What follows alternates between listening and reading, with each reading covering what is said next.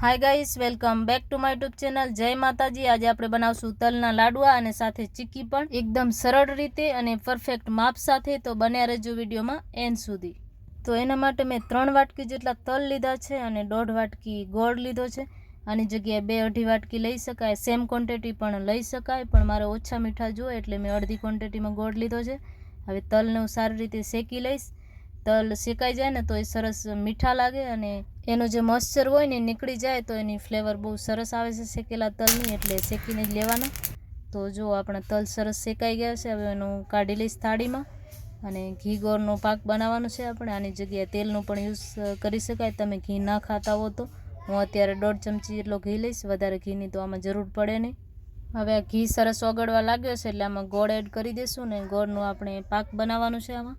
પણ આના પાકમાં ધ્યાન રાખવાની છે, બહુ કડક પાક નથી કરવાનું, નહીં તો લાડુ એકદમ કડક થઈ જાય તો પછી તૂટે નહીં. એટલે આનો પાક બનાવવામાં થોડી ધ્યાન રાખવાની. એક જ વારનો બબલ્સ આવે એટલો જ આનો પાક બનાવવાનો છે, બહુ નથી બનાવવાનું. તો જો આપણો પાક સરસ બની ગયો છે ને આને એકવાર ચેક કરી લેવાનું પાણીમાં નાખીને.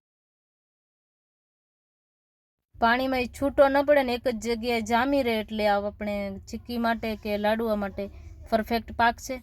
આ જગ્યાએ આપણે ગેસને બંધ કરી દઈશું ને તલ આમાં એડ કરી દઈશું. બસ તલને મિક્સ કરવાના જ છે. એકદમ ઇઝી પીઝી રેસીપી છે. ઘણા લોકોને નથી આ બનાવવામાં જામતો, તો બહુ કડક થઈ જાય કે આવું કંઈ થાય. તો આ રીતના તમે બનાવશો તો તમારું ચીક્કી કે પછી લાડુ જે પણ બનાવશો એકદમ સોફ્ટ ક્રિસ્પી બનશે. તો અત્યારે ગેસ મારો બંધ જ છે, ખાલી તલને મારા ગોળના પાકમાં મિક્સ જ કરવાના છે. ગરમ ગરમ છે ત્યાં સુધી સારી રીતે મિક્સ કરી લેવાના છે. અને આની જગ્યાએ કાળા ગોળનું પણ યુઝ કરી શકાય, જે દેશી ગોળ આવે. મેં જે નોર્મલ ગોળ આવે છે એનો યુઝ કર્યો છે.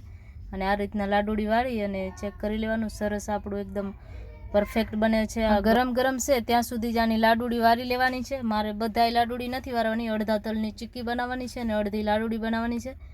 તો જો મેં ચીક્કી માટે પણ એક થાળીમાં ઘી લગાડી અને સેટ કરી લીધી હતી, વાટકીથી દબાવીને ગરમ હતી ત્યારે જ. તો મારી તલ સાંકરી અને લાડવા બે એકદમ રેડી છે.